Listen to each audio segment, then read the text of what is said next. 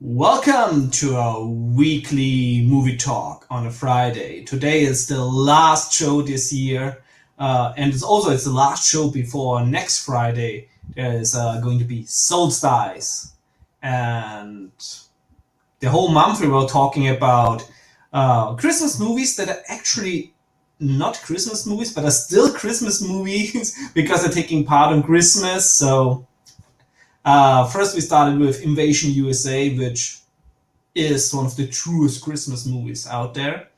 Then last week we talked about Cobra, which has a little bit Christmas in there, so it counts. And today we're talking about the action movies that everybody mentions when talking about Christmas movies. Die Hard 1 from 1988 and also Die Hard 2 from 1990.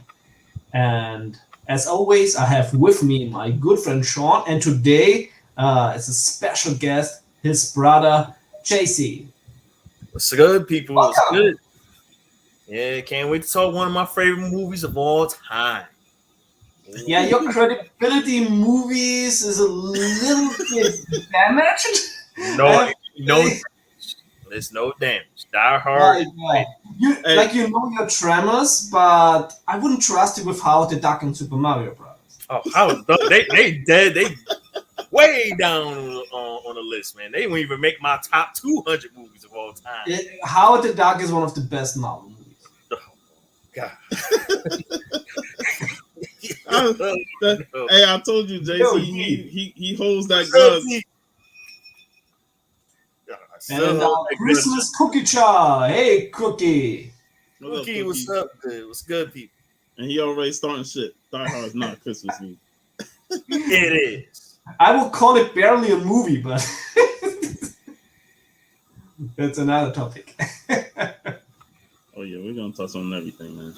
Yeah, it's. I think everybody that watches these streams, which like few people out there, knows that that contrary to the popular laugh of Die Hard 1, I would love to love Die Hard 1. It's just every year I can less and less tolerate it to watch it. I love Die Hard 2 and I love Die Hard 3, which for me is 3-2-1, but I tried to watch Die Hard 1 today. After 30 minutes I was out. I was so bored. 30 minutes, man. 30 minutes. 30 minutes. Like, bro, you might as well just fast forward to the 30 minutes to see if the rest of the movie can catch your attention. So yeah, I think the movie would be better if he would have never left the limo with Argyle. This was like still one of the best character build-up scenes. Argyle does have a great, a big part in the movie, especially getting towards the end. Yeah. Stop it, Cookie. Stop it. It's an action Christmas movie. Hey, Daryl, you want to join in on this, man? I can put the link right in there. This is AVV. I just saw, and this is off topic. I just saw someone did their top 5 Spider-Man movies, and the dude still have Amazing Spider-Man 2 as his number 3, and I'm like, whoa. I like people just have like pins to the pins, like Amazing Spider-Man 2, and I just watched that leading up to this for No Way Home, and like it's dead last. It's like watching it, like the first time I watched Amazing Spider-Man 2, I barely gave it the chance. I watched about 30, 40 something minutes. I said, enough is enough. I just can't. I saw the trailer and I never watched it. Yeah. I think Andrew Garfield is way too good of an actor to be in that. And like it's just, I think the whole building of the universe with all of these genetic mutations, it's just like, nah, you don't build everything on mutations. Stick a little bit more to the source material. But you gotta be one of the rarest people to have Die Hard. It is not a Christmas movie. I don't care what you say. It's not a Christmas movie. It is a Christmas movie. See, this is why I was talking about last week on my show when, like, there's still a debate that people don't think it's a Christmas movie. And Big Will was like, oh no, it is a Christmas movie. I was like, there's people like you, Cookie, that will say it's not a Christmas movie. Because it's not Home Alone is a Christmas movie. Christmas with the Cranks is a Christmas movie. The Grinch, Christmas movie. This those are always because those are natural stories. Even though I didn't like Die Hard, it's totally a Christmas movie. Christmas is a vital part of the plot. The Christmas movie is involved in the soundtrack. You have the Christmas decoration. So by that, for me, it's a Christmas movie. All right, I understand what I'm not wanted in the chat. I'll get out of here. Yeah, plus you're driving. You gotta be safe. Yeah. Oh, man. Yeah, I gotta drive. I'll talk to you guys soon. All right. Put the cookie down. Take care, y'all. It's still a debate, no matter what they say, the Die Hard's a Christmas movie, there's still people out there that don't think it's a Christmas movie. And you know what the main reason why? Because it didn't release during Christmas. I think if the movie would have released during Christmas, during the holiday times, I don't think it would have been conflicted. Because it released during June, right? June or July? Yeah. It was around the summertime. Yeah, that's when they released it. So I think if they would have actually released it weeks before Christmas or during late November, December, early December, I don't think it would have been that conflict with it being a Christmas movie or not. Well, when was Lethal Weapon released? I don't get the conflict. Like, it makes people happy watching it during Christmas. Christmas. What's Lethal Weapon? 1 or 2? It's 1. The first Lethal Weapon was in Christmas. See, Lethal Weapon, like it took place during Christmas. It just didn't have the whole feel of Christmas compared to Die Hard. Like Die Hard had that feel. Like, it's action movie, but it's set in Christmas, and it has a lot of Christmas themes. Totally. We're talking about Lethal Weapon next year, but it's like the same with Cobra. There's a little bit Christmas. It's like, it's not a true Christmas movie, Cobra. Like, I like to call it Christmas movie, it's not a true Christmas movie, but Invasion USA has Christmas as a vital part of the plot.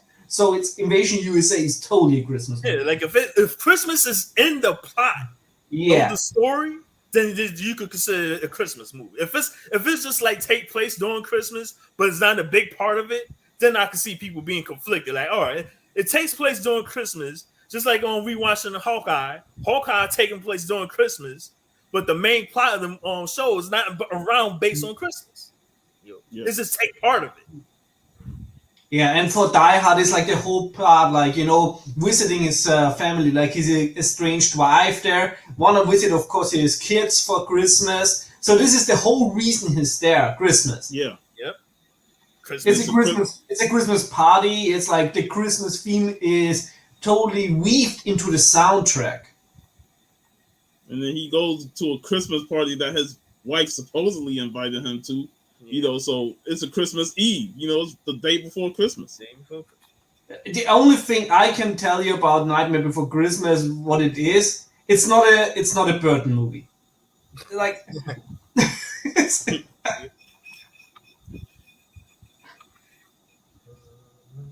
Cookie gonna try and defend his point to the end. So you got Cookie saying. It's not there she is. California Blend. Hello, Gabby. Hello. Yeah, if you want to hop on, the link is in the chat. Everybody's welcome. Today, big Christmas party. Hopefully without any hostile takeovers. Oh, yeah, that's true. Yeah. It starts off with Christmas and Hollow's mic drop. That's it. Freude schöner Götterfunken, Töchter aus Elysium. So let's get into your biggest gripe in that the first 30 minutes of the movie. You have a hard time getting through those 30 minutes, and it's this movie. I think that the introduction actually is quite good. Like the introduction of John McClane is so well, and especially everything we need to know about him, we find out in his conversation in Blaine, and later his conversation with Argyle in the limousine. And the most important thing we actually find out non-verbal, when we see that in the limousine, he's not sitting in the back, he's sitting right next to Argyle, so they're talking like two buddies. So this tells you everything you need to know about the character of John. And the same great introduction is also with the introduction of Hans Gruber. When he's there, he's commenting the suit and everything. You totally know, okay, sophisticated villain. You only find later, like you can already have a glimpse that he is not a leftist terrorist from Germany. So there's it's really you totally get you totally get the protagonist and the antagonist. My big problem with the movie is the pacing is so off to me. For me, this movie never gets rolling, and it's all over the place. I think that the backstory of the movie is way more interesting, like who the characters are. But like everything in the town in the Nakatomi Plaza, it's from my opinion, it's too chaotic. It doesn't get it doesn't has a rhythm, in my opinion. But maybe it's just a different opinion of what is a good rhythm and what isn't a good rhythm. Because I really like Die Hard 2 because it's a more classic action movie. I would even say that the first Die Hard is for me more of a crime thriller than an action movie, and it's also way too long. That's understandable because as much as I enjoy the movie, you do see it being a bit all over the place in terms of how the story is being told, and there are plot holes in there, and sometimes it just jump from one part to another, but you feel like you're missing something in between. And I watched the because I know Jamal got the director's cut, which extended the movie, but I didn't feel like it made the movie better. Like it didn't really solve some of the movie's problems that it already had. But the one thing that I do like after the introductions is that you get to see how sinister. What up, D? I'm in. Can I just drop a case for it being a Christmas movie really quick? Go ahead. It's yours. Okay. First off, it starts out with Run DMC, Christmas in Hollis. Yep. Come on. He's going there because his wife at Christmas time. The whole thing revolves around a Christmas party. Mm-hmm. At the end with the gun on the back, there's Christmas tape. Here. You heard it from Santa Claus himself. Yes. Wait. Puff said that? Puff Claus? But I just wanted to come in for a quick second about that knowledge, and I'll be out watching. Have a great show, guys. We always welcome you, D. So D, you always welcome. Every time you want to hop back on, just hop on. Yes, it is a Christmas movie. It's a Christmas movie. I think it's really tough to debate it, to find arguments that it's not a Christmas movie. And it's very easy to find arguments that it is a Christmas movie. Yeah, and like I said, it's just a hot debate on it. And I just look at it, it's a Christmas movie. Now, I like what John and Bearda did. They put in there like non-traditional Christmas list because it's not your typical Christmas movie. You're not going to hear all the Christmas carols and all that stuff. You're not going to see gifts exchanged and out. It's a non-traditional Christmas movie, and the aspect is an action movie that's set around Christmas, but it has the Christmas spirit to it, and it plays an important part in the movie, especially going towards the end when he does save his wife. That right there is like breaking the tradition of she gets a Christmas gift at her job, and then he releases her from that Christmas gift because Hans is holding on to it. So it definitely takes that Christmas element and put it within the plot of the movie. Yeah, you gotta watch the gift. It's a Rolex. Nobody cares about that Rolex, man. You care about life. What's up, God Tank? God Tank, yay! Greetings. That would have been cell phones. Yeah.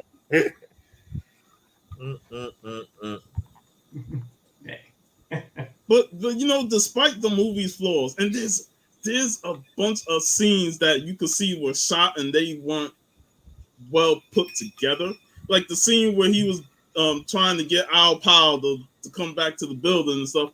Like you see him shooting the car, but what floor were he on? I thought he was on a higher floor, compared to where he was. They showed the camera work. But they showed the camera angle. It looked like it was much higher compared to what they showed. Yeah, like when he saw the car coming, it looked like he was by at least 15 flights up. But then when he's shooting the car, he's on the third floor. I'm like, like very close.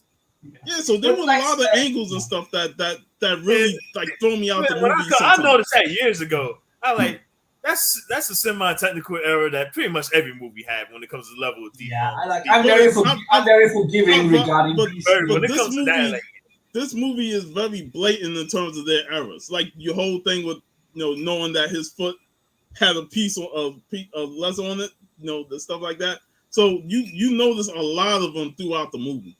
Yeah, I will say that it's more noticeable in this movie. Of course, every action movie has continuation errors, other plot holes. Like, I really don't care a lot about plot holes as long as the movie is entertaining. Yeah, I think it's more visible with Die Hard because Die Hard has this realistic approach, this everyman guy. While of course action movies before that had big buff guys carrying logs on their shoulders. So it's when there's a continuation or a plot error or a plot hole in there, it's like it's unrealistic anyway. But Die Hard tries to have this realistic approach, so of course, like mistakes like this are more visible. I agree. Which is also a big error of this movie. There's no big buff guy in it, except for Willem of Homburg, of course. To me, it's John, and that's the one that I love about Bruce Willis. That he's not your typical '80s action hero guy or muscular looking guy. All buffed up, killing guys on left and right. He actually took more damage in this movie than every Arnold Schwarzenegger movie combined in the 80s and 90s. And that's a mistake. He's an average. You look at him as an average guy. But it should be a mistake because he shouldn't be able to overcome all those odds and walk out of it unscathed. Arnold is just like this superhero that we all love, and he throws the one-liners and stuff like that.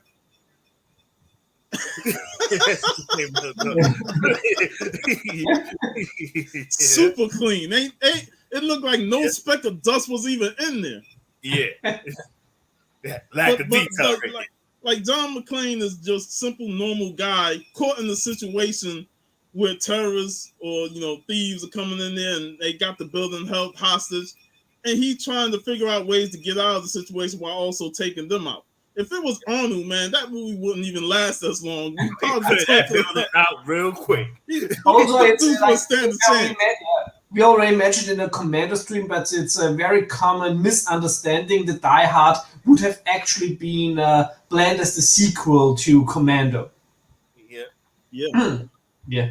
Like I said, if it was Schwarzenegger in that building, 30 years old, they should be. And that was clean, like that. It was cleaned out by the dude. You knew he was doing the tallest guy. I clean my table regularly, but if I don't clean it after one day, I already have like dust here. Yep. And you know what's funny? That guy, the guy that he killed in the stairwell, broke his neck. It's the same henchman from The Living Daylights, Necro. And I remember him in that movie. I'm like, man, he's far better in The Living Daylights than he was Die Hard as a henchman. We all know who the top henchman in this movie. Besides Carl, is Al Leon. The legend. Handyman. That man did what everyone would have done. Got their gun up and saw that candy. Like, oh man, let me treat myself some good candy right now. I was the same thing. Yeah. I think one of the most underrated performances in the movie is still the two Johnsons. Of course, Robert Darby is Big Johnson. Awesome. Robert Darby's. I always love to see Robert Darby. Man, we gotta talk. License to Kill. That movie, I love him in there and that. And the Bad Pack, which is basically a proto version of the Expendables. Yeah. And another thing that the reason why I love the movie is the relationship between McClane and Al Powell, played by Reginald Bell Johnson. I feel like this is his biggest role in movies in terms of It is. A role that we all remember. But man, the relationship they had, trying to he's being that voice outside the building that's comforting John and helping him out in situations where he's feeling down. And I really thought that was like one of the most genuine moments in the movie when those two communicated, as opposed to Mr. Gleason, who played Kyle's boss. Yeah, and he was like, man, this guy's a fucking idiot, man. And I don't like him as an actor, but I was like, yo, this movie made him look bad. Real bad. Yeah, and there's also it's movie magic.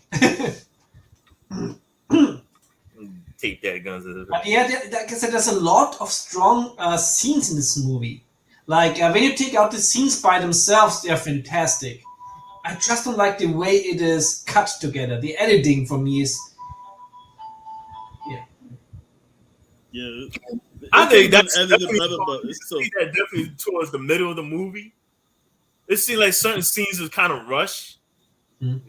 Like it was moving and moving and moving, and that's why if we talking about Die Hard 2, I kind of Die Hard 2 I think is criminally underrated.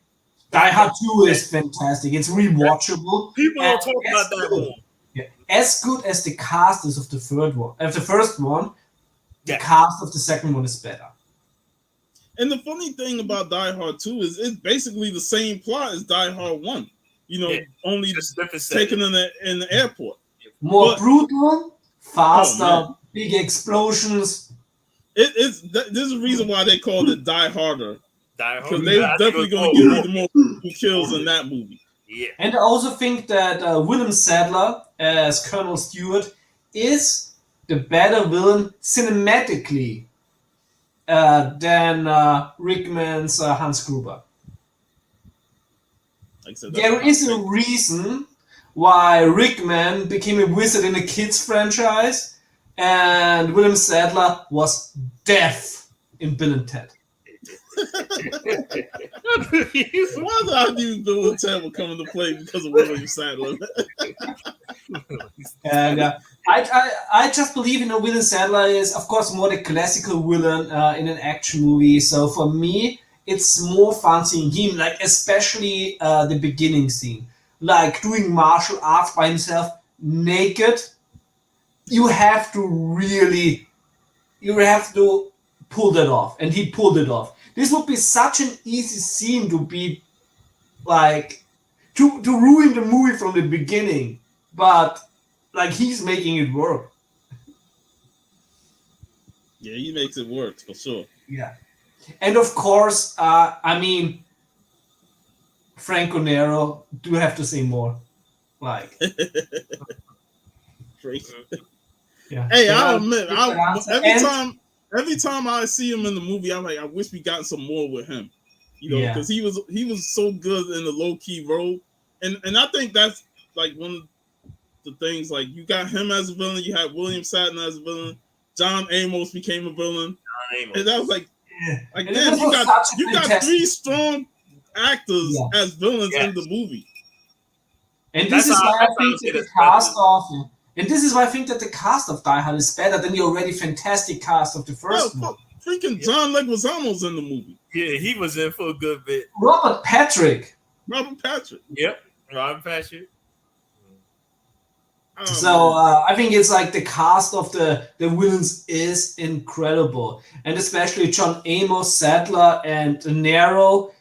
I mean, this is basically... These are villains for a trilogy. Yeah, they all could have been solo villains. Yeah, they damn sure could have been. Now, especially John Amos, man. And Franco Nero being General Esperanza, the dictator of Valverde. Where the Predator and Dutch Schaefer got something going, which of course is because Stephen D'Souza was the screenwriter. On both. But it's just as great as those guys were in Die Hard 2. Commando was Valverde. Predator Valverde was only in the no. Now it was I think it was in the novel. But yeah, not sure. But Stephen Valverde is something made up by Stephen D'Souza, and so you have a nice connection. I think he understood Daryl, but he was like, "The fuck you telling me to shoot the glass? Well, I'm gonna shoot the motherfucker in the head." he looking back shocked, like, "What the fuck you talking about? Shoot the glass?" I also have to say that Alan Rickman is a fantastic actor. He's not good at talking German.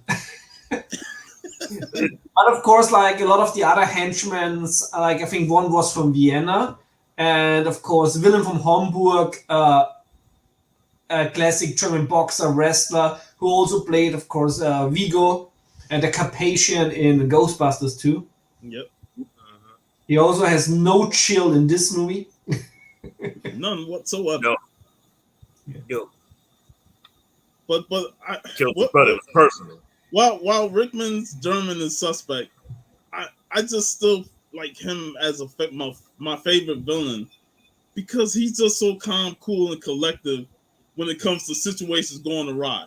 You know, when the police show up, he like calmed down. It was inconceivable. You know, we just waiting for the boys in black to come, which is the FBI. Yeah. And every time new situations come up, he settles down. He says, "This is the situation that can benefit us." Like when the FBI shut down the building, it killed the locks on the vault they were trying to break. Yeah, on the vault. Instantly. And I love how the music plays. Like, oh, that's Christmas. Opening up all that stuff.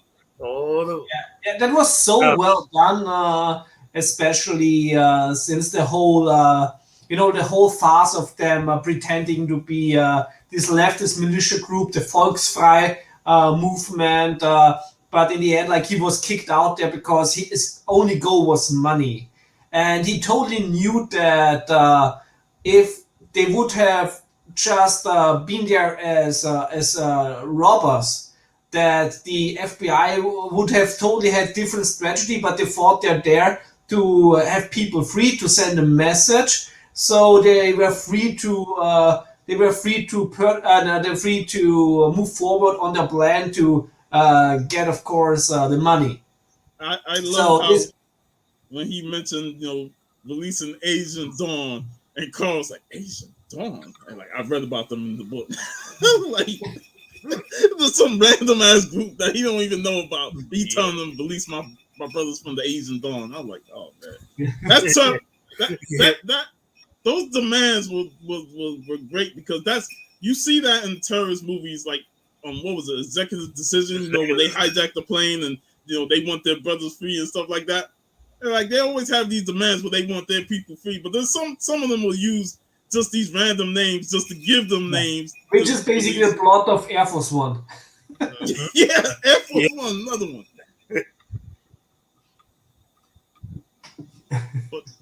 But Rickman, he really killed it as the villain.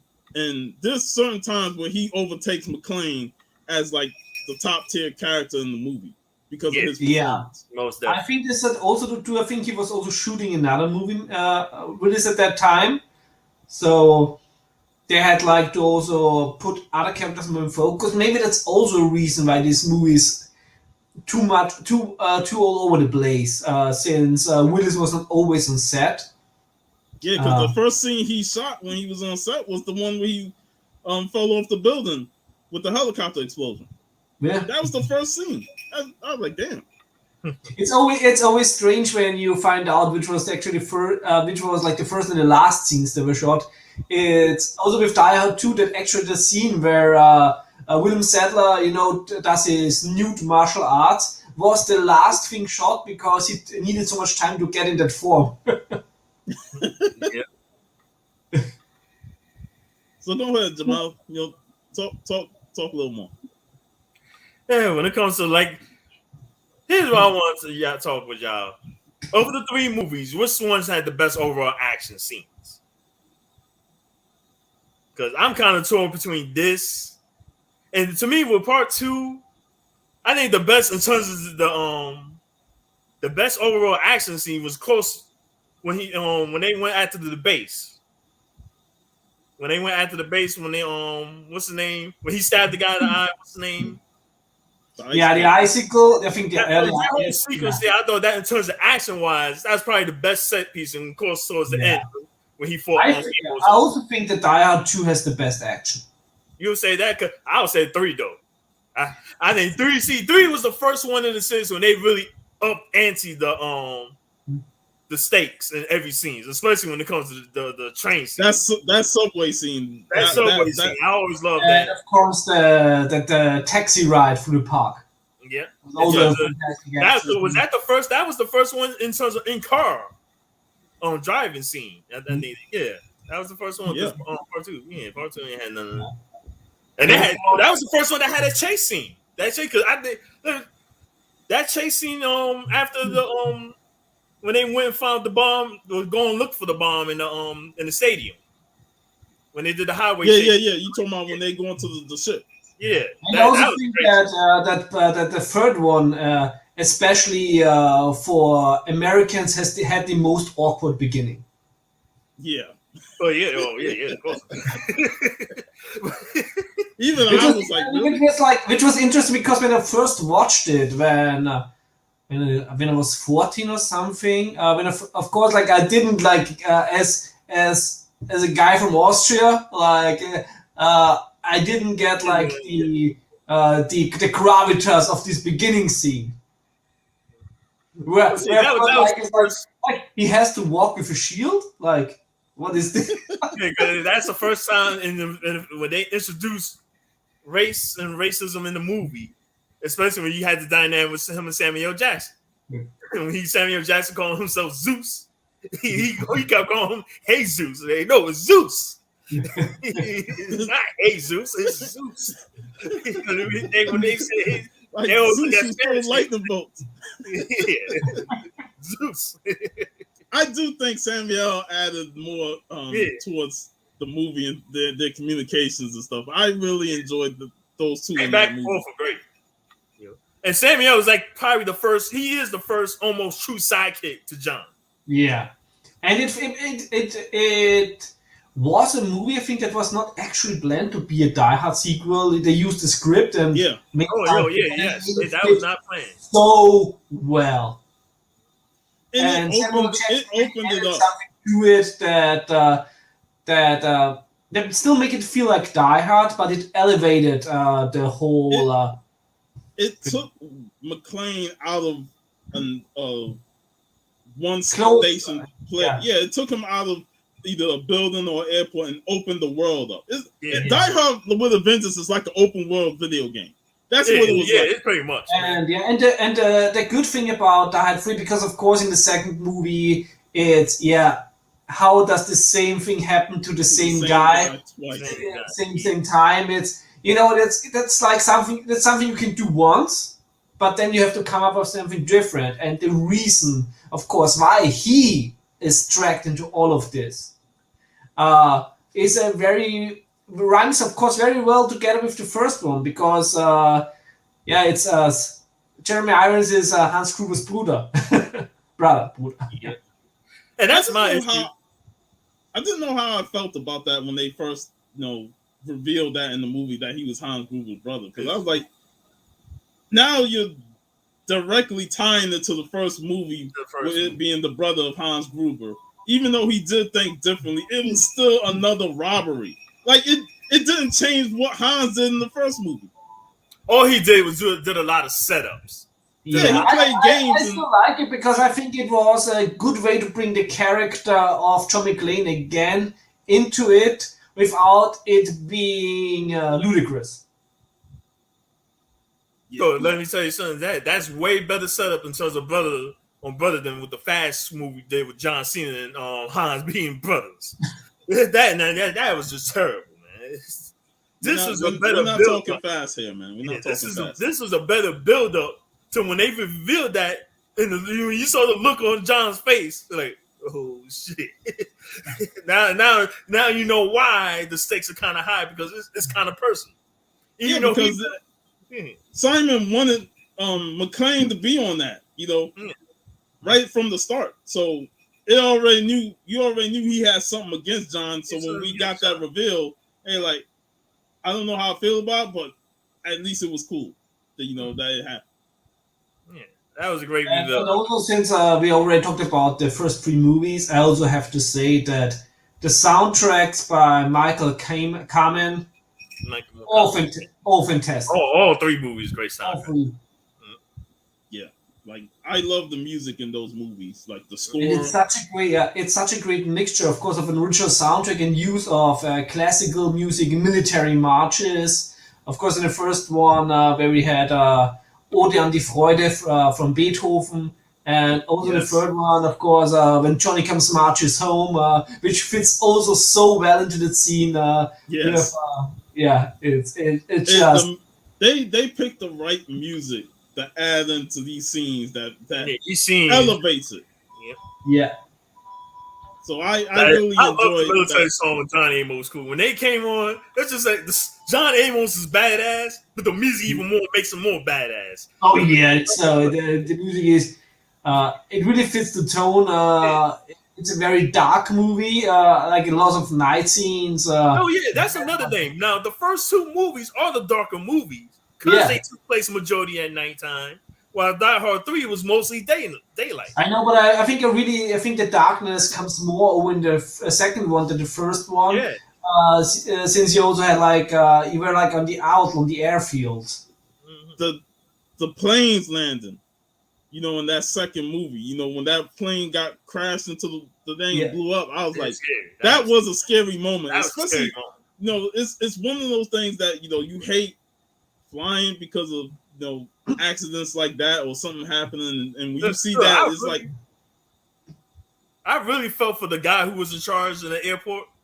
Because you could just see, like, man, that's a very hard and stressful situation to go through when you have planes up in the air with no landing ground, and you have to try and coordinate with them and let them know what's the situation going down there. And you have to worry about them making sure they don't have enough fuel for them to fly up in the air. That's like the whole situation with the when that plane crashed, because that was right. I forgot what scene that was again. It was after he was underground, and he got the blueprints and stuff. Yeah, it was John. And then what's his name was talking to him, and he told him that he was gonna do some diabolical shit, and that's when he got on there to do. Because that's what they shut the whole thing down, shut the lights off, and that's he contacted the plane, let them know that we got a landing for y'all, and he shut off the whole lights and bang, killed. Yeah, there was no lights. No lights. Hey, they couldn't see, and that was bad. And that's what makes 2 unique. Even if it's the same plot of the first movie, what made 2 unique was the airfield and it being in the airport and you having the whole thing shut down via terrorists, and you got planes circling up there, and one of them happens to be his wife, Bonnie from the first movie. I'm like, man, it's the same shit. Like we said, it's the same shit happened again. Your wife is in a situation, and you gotta find a way to help her out on the ground. I also like in the second one, of course, that in the same plane, William Afferton. I was just about to bring him up. He's like the side villain. That's not technically a villain, but he's a jerk. And in the second movie, he actually gets a little bit of a redemption. He gets shot. Asshole. That old lady was funny. But yeah, like he really added, like Gleason in the first movie as the police chief, like he was a complete D-bag, especially towards Al. Yeah. But this guy, he wants to do anything to get the top report, and whatever he can get. And when he exposed the family on TV, and that's how Hans found out that what's her name is Holly is John's wife, is like, God damn you, William. You same jackass in Ghostbusters, you being a jackass here. Yeah. And also I really want to say is, if any of modern journalists are watching this stream, is you watch Die Hard back in the day and watching this douchebag and see how he does journalism, and you saw it and said, I want to be like that. Really? No. Terrible. But he played the role so well though, man. I mean that's a tribute to his acting is that he could play these jerk characters real well to the point where you want to And do in exactly what Ghostbusters, John did at the end and punch him in the and face. in Ghostbusters, he's actually the most sane person. He was totally right. He was stickless, but he was the most sane person. But he did it all wrong though. You know, he tried to get revenge on Peter and said, let me talk to somebody else. You know, maybe Ray or Egon is more reasonable. Yeah. But Peter, one jerk to another jerk, that's not going to work. That's not going to work. Peter, yeah. Get it. Oh, here's the duck scene, man. Look how clean those air ducts are, man. Oh, God. Man. No dust, not a peck of dust in there. You knew he would have been coughing up and stuff in there, and I would have gave him away too. I could go now here over my laptop, and I'm pretty sure there's more dust like on there than in the duck. I got more dust on my laptop keys than that damn air duct. This shit is clean, man. Hey, people have lit that fire in there with all that dust even flamed up. Yeah. Yeah, so let's talk about the wife. Let's talk about Holly and her role in these two movies. Actually, I think she's boring. Yeah. Well, the whole point of the first movie is that her and John were like almost separated, and that she went to the place, you know, to get like a new career boost, and she used her maiden name, you know, as opposed to using McLean. And that was like the whole point of contention at the beginning of the movie is like, you know, now you want to separate yourself from me. You don't want to use my name. You're not wearing your wedding ring. I still got mine on, you know, stuff. So at the beginning of the movie, there's hostility against each other. Yeah.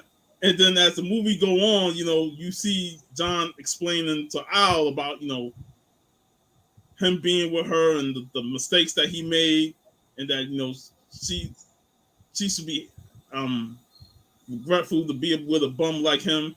But he also wants that closure with her. And even though the sequels kind of like just threw that out the window, they did.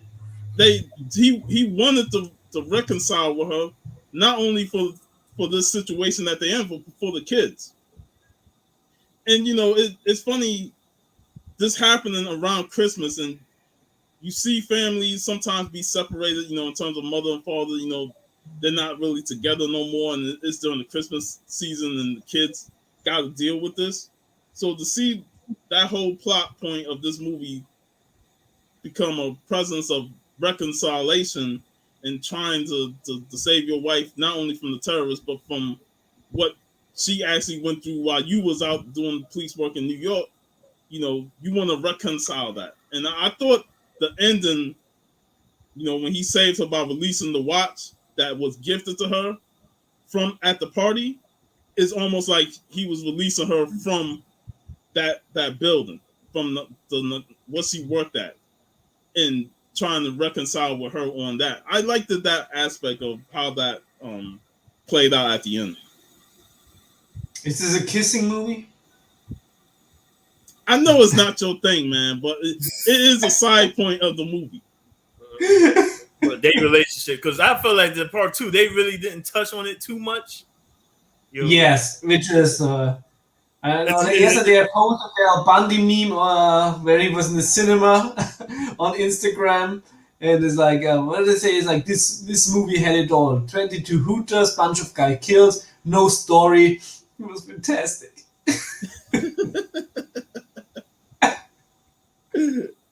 I did like how he kept going by that picture of the Hooters. You know, he still had to touch it the next time. Gotta throw that out there.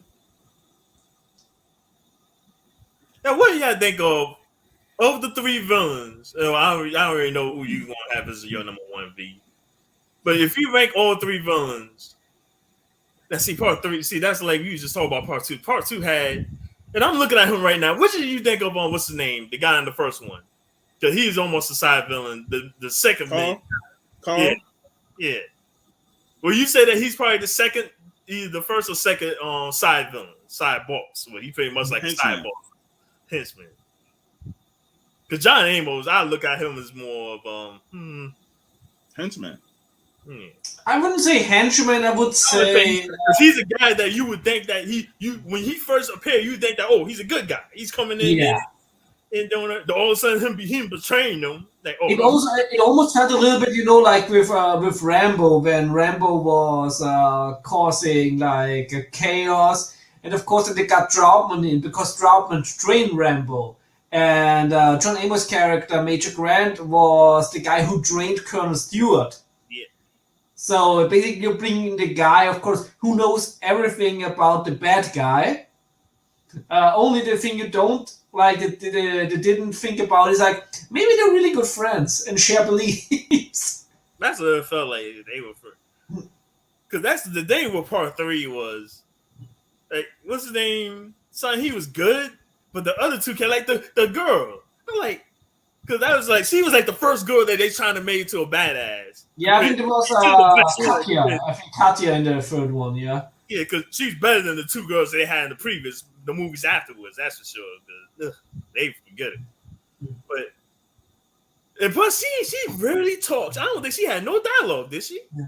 Yeah. Only nice. Yeah, she really talked. The other guy, he had the most dialogue. They tried to make him to something, but he wasn't really nothing that much. But I think you can't beat the trifecta of Franco Nero, William Sadler, and Amos. Yeah, I think in terms of those three guys alone, I would say that those three were better than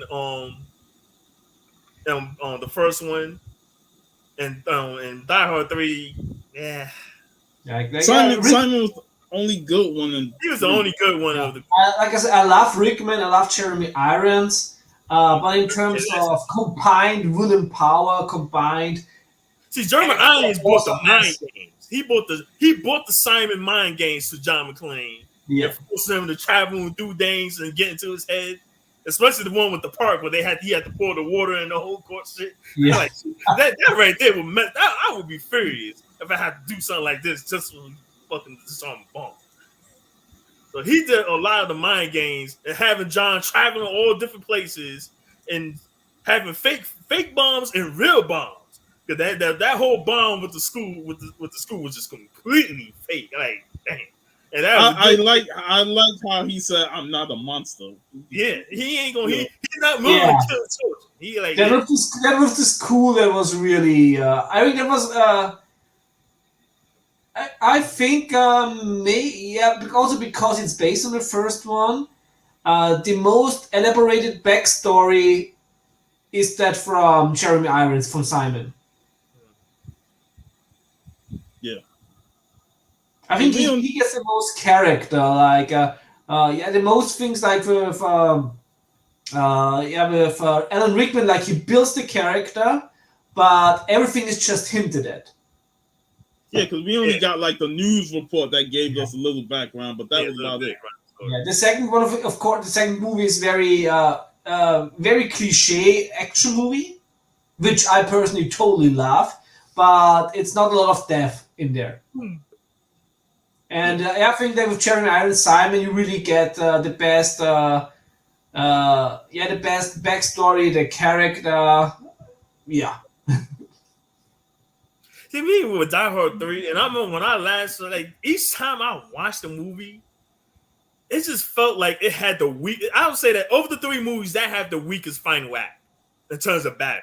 Yeah. Like every time when they get to the boat scene, it just feel like something just go down. Like it's just all that intensity, especially that whole chase with the highway.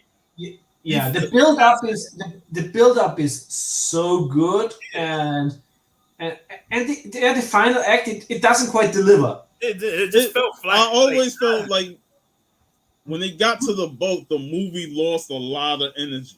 It did. Like all that energy it had with the chases and the trying to find the bombs and stuff. By the time you get to the last act, the energy is kind of sapped out of you, and the movie's just coasting towards the end. And even the final battle where he got to shoot the electrical wires to destroy the helicopter just felt underwhelming. Yeah, it was that was underwhelming. The first 2 movies had better final acts than the third movie. Yeah. Totally. Especially the second one. Like, I love how he blew up the plane with the flames traveling with the gas. Like, that shit always was epic to me. That was always awesome. epic. All the guys celebrating the plane. Yeah, man, we getting out here live and all that. All of a sudden, boom, fire just comes right the second one is just an action extravaganza. And it had an awesome fight scene between John Amos and John. Yeah. And it had a horrible death. That's a horrible death. And the death scene. That's brutal. I'm like, why you gotta do John like that, man? Come on. He had the worst death in the entire franchise. Yeah, I wouldn't wish that on nobody, man. Yeah. Oh, boy. And of course, also the fight with Sattler's character with Colonel Stewart on the wings of the plane. Mm-hmm. Yeah, the stakes in terms of that battle, man. I was like, yeah, that's what you call it. That's what you saw a cliche action movie. That's the action in terms of cliche action movie having a fight. Right after the battle. Even John, he lose the fight in terms of the hand to hand, but he was able to get the last slap.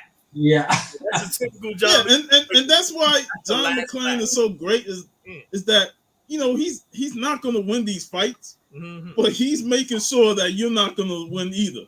Yeah. And that's why I liked what he said on the helicopter before he got on the plane. That the lady asked him, he said he afraid of heights. And he's like, why you up here? Because I don't want to lose neither. And that perfectly sums up John McClane. Like, I don't care what. He's in Death Sword, the purest American villain. He brings down the villains to his level. I'll be back, guys. All right. Yeah. Yeah, and it's the same. Like, if Schwarzenegger was in this movie, like, them guys wouldn't stand a chance. Let's be honest, it's Schwarzenegger. But John, at least, he got through these situations using his mind and trying to outwit and outdo the villains and bring them down to his level, like you said. Part one, I love when he took out the guy with the gray suit who was from Living Daylights, and he ripped in blood, ho, ho, ho, and stuff like that. Yeah. Just to piss them off, like, I got a machine gun. It's like, that's something that, a person like John McClane who has this witty comebacks and stuff like that, that's something that he would do. Yeah. Just to because he knows, like, on a military strategic planning level, he can't compete with them. So he has to spread the chaos. Yeah. And he's in there by himself, so he has to make sure he picks his spot certainly, like when he blew up the bottom of the building. Like, they're destroying the police. And that was another thing where, the police guy was just like, what the fuck are you doing, man? Like, you sending these people in there and they already know you're here, so they're going to set you up. And another guy that I thought he had a small role but was pretty cool in the movie was Theo, the black guy who was there, like, hacker and all that stuff. I always thought he had a small role but some good lines, especially can you crack the code? You didn't bring me along for my charming good looks. And I like the small detail of when what's his name, Gruber killed the man in charge of the building. Carl has to pay. Carl has to pay. Carl has to pay Theo for a bet that it's a small detail, but when like, that was pretty cool in that part. Yeah, I feel most like I think a movie when it starts, I feel a lot for the pure security guys in the beginning. Oh man, they got ambushed. Yeah, it's like they have to work during the fucking Christmas party and then they get killed off too. Like, yeah. But I think the one thing about these movies, especially the first three, is that it establishes that it broke the tradition of, guys like Schwarzenegger and Stallone being like dominant action stars. Like, you can have a normal guy like Bruce Willis do an action movie and do it completely different from what those guys do and still be successful with it. And also what we haven't mentioned yet, of course, the first and the third movie are directed by John McTiernan, like one of the best directors ever, which is for me always so weird because I really want to like Die Hard 1. Because there's so much stuff in there which I love. It just doesn't work as a full movie for me. Of course, McTiernan directed with 13th Warrior and with Predator, two of my favorite movies. Yep. And you see, like I remember watching Predator and then watching Die Hard, and you can almost see the similarities into how visually, cinematically they were in terms of how the video was quality wise. Like it almost felt like Predator's quality of video as well. In certain also, scenes. Also with the scenes, of course, inside when there was tension and everything, and it felt very narrow. Also, one of my favorite McTiernan movies is The Hunt for Red October. Yes, that's another great movie. And then you can also see the similarities of like the shooting in really tight spots. Yeah, it's like those early McTiernan movies was just fantastic in how they were directed and Sadly, he went to prison later. Yeah. I think was it something with taxes, or I think it was money. Because in Hollywood you only go to prison when it's about money. Mm-hmm. Let me look it up real quick. Yo, J-Hood, everybody's watching. Tomorrow J-Hood is going to have a live stream about the top 10 MCU movies. I already asked him, are there 10 good MCU movies? So if you want to find out, you gotta watch tomorrow J-Hood's channel. Spoiler alert, there are not 10 good MCU movies. And he made false statements to the FBI. And then money was also involved. Yeah. Yeah, it's always money. It's like if you go to prison, Hollywood, it's money. You can basically rape yourself to the top. You survive that, but don't touch the money. Which is sad because I think we were robbed of many awesome McTiernan movies because of that. He got a lot of flack for the 13th Warrior, but I love that movie. It's funny that he didn't even direct a lot of movies. And he directed one of our favorites, Last Action Hero. Yeah, Last Action is also brilliant. It's just funny how his movie input as a director is so small. Didn't he also do Rollerball? The new one? I forgot he did Rollerball. Yeah, the remake, yeah.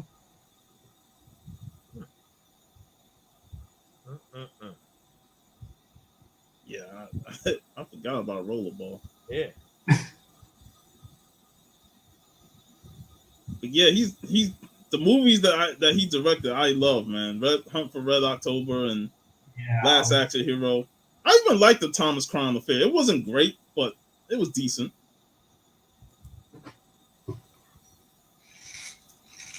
But yeah, the Die Hard movies are always fun to watch. At least the first three. I gotta always say that. The first three. Have not watched 4, and how many else are there? The only other one I have watched is the battery advertisement. Yeah. Which was cool is Argyle was back. Yeah, that was so cool to see him back. Yeah. Which is funny. The fourth movie, like I said, it had a good over in terms of plot. Because the fourth movie is more about cyber terrorism, which is more realistic of any of the terrorists that was in the first 3 movies. Because that's something that legit happened in real life with the cyber terrorism. My biggest issue with the fourth movie was the extreme over the top action. It was just had me shaking my head like, come on now, man. And of course, it was PG-13. Yes, I was going to bring that. Even up. the rated R, the rated R version that we got on the DVD. I was like, man, this ain't that much. I've never watched it, and I will probably never watch it. Yeah, And I still haven't watched the last one was just forget. That's another movie I only watched by a good 30 or 40 something minutes. And like, yeah, it just.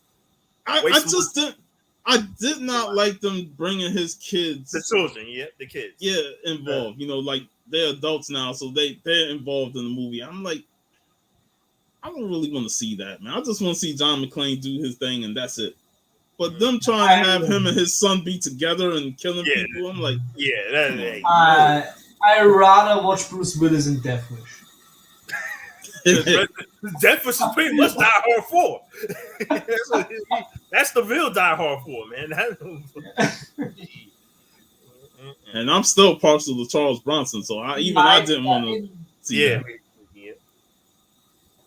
Like there's only one. In my head, Last Action Boy Scout always was a Die Hard movie too. You got it. Yeah, the Last Boy Scouts, man. I love Boy Scouts, yeah.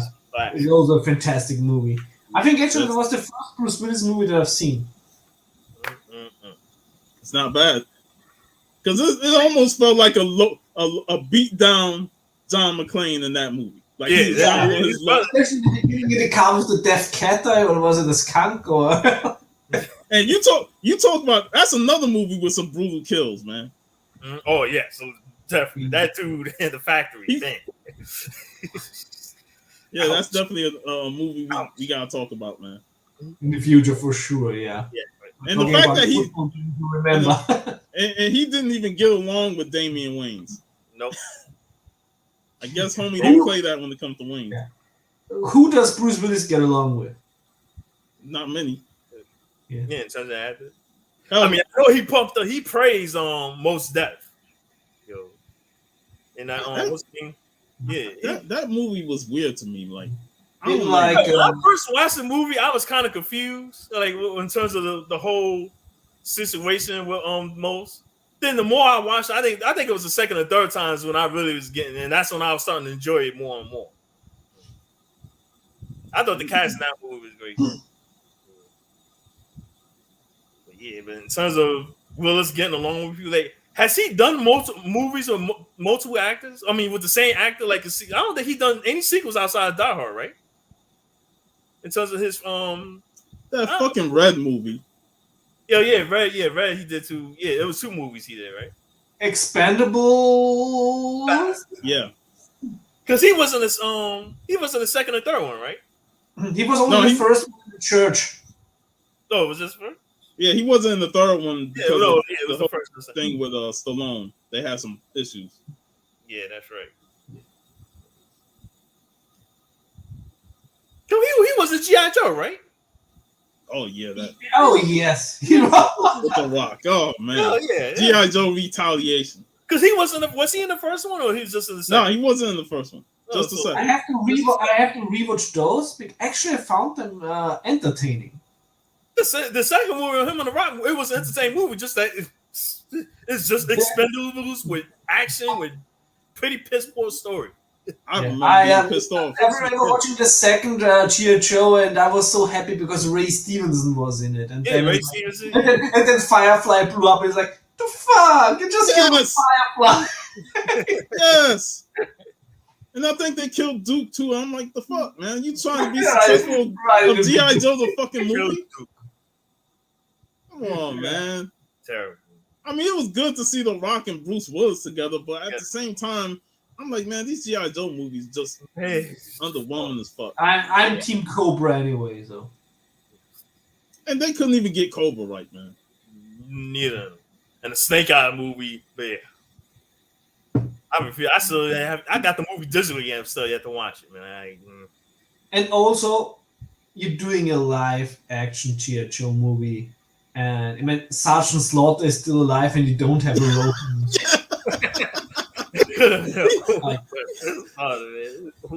Get Sergeant Slaughter in there, man. Yeah. I just saw the guy earlier this year. He still looks great.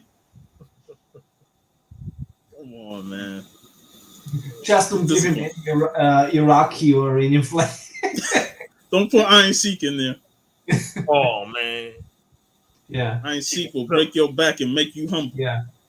Exactly. And yeah, he will humble you with the caps lock. Jabroni. Most entertaining personality on social media. Yeah. Who would have thought that? Yeah, of all the wrestlers, man. Man. But man, Bruce Willis done a lot of shitty movies over the last 10 years. Yeah, he hasn't been. And some stuff like he's selling like his deep fake. Yeah, there's like Russian ads with Bruce Willis where Bruce Willis never did an ad. It was just deep faked, and he sold the rights so people can deep fake.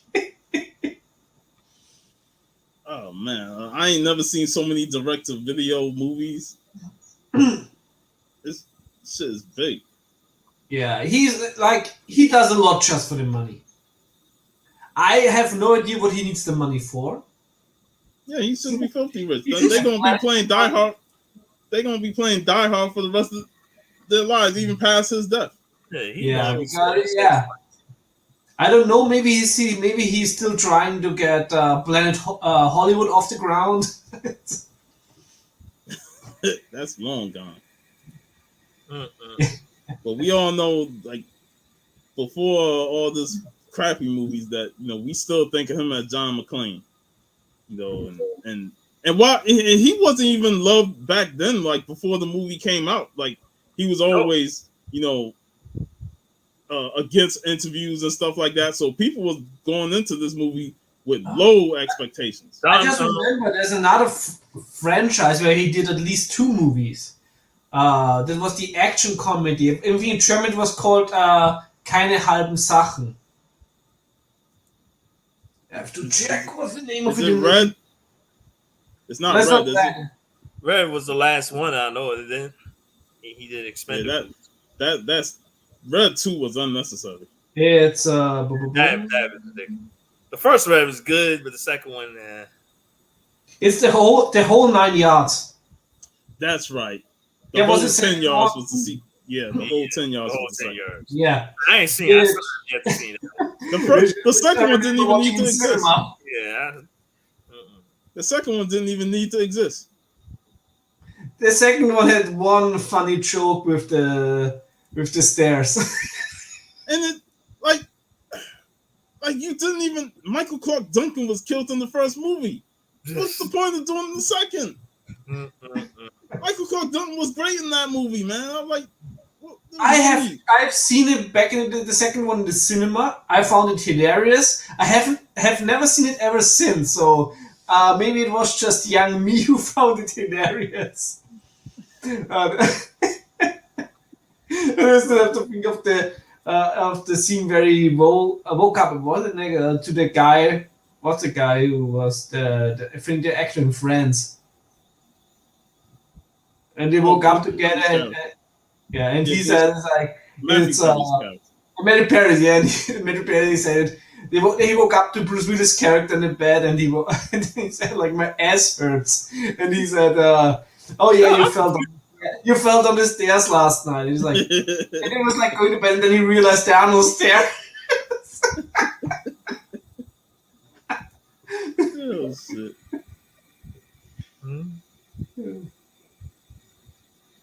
I completely forgot about the glass of the Unbreakable.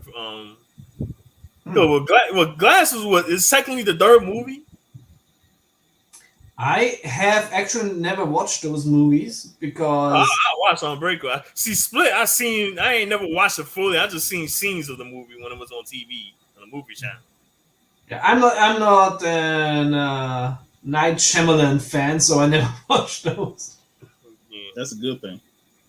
Because he ain't done jack shit that was worth anything after Sixth Sense. Sixth Sense, Armageddon. What did you think of the Jackal with him and Richard Gere and Sidney Poitier? Actually, it was not a bad remake. Mm. Of course, it's a remake of the French movie, and the French movie a fantastic classic.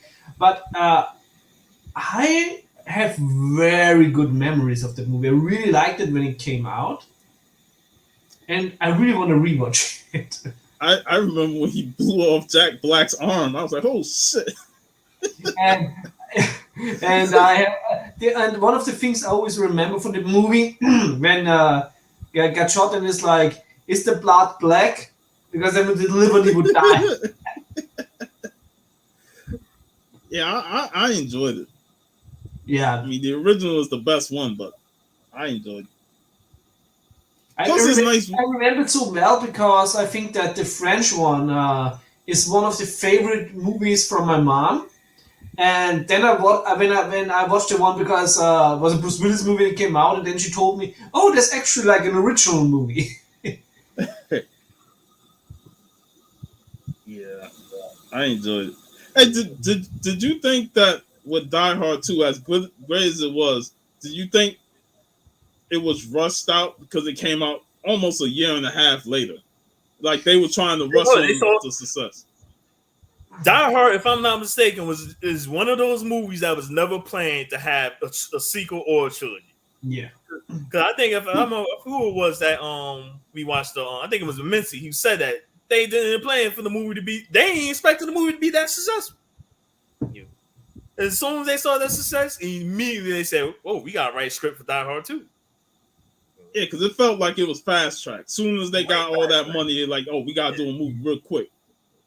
and and even the first movie, of course, is based on the Rorik Torp book, Nothing Lasts Forever. And the second one, despite it actually being like story-wise a clone, it's also based on a book, 58 Minutes by Walter Wager.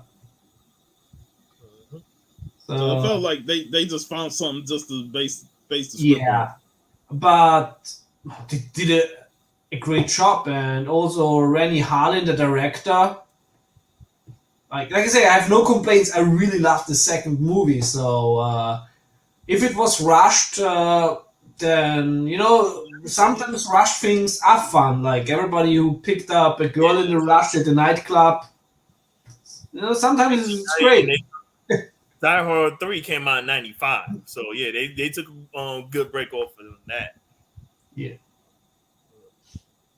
And Die Hard 3 should have been the last movie, period, man. Oh. Yeah.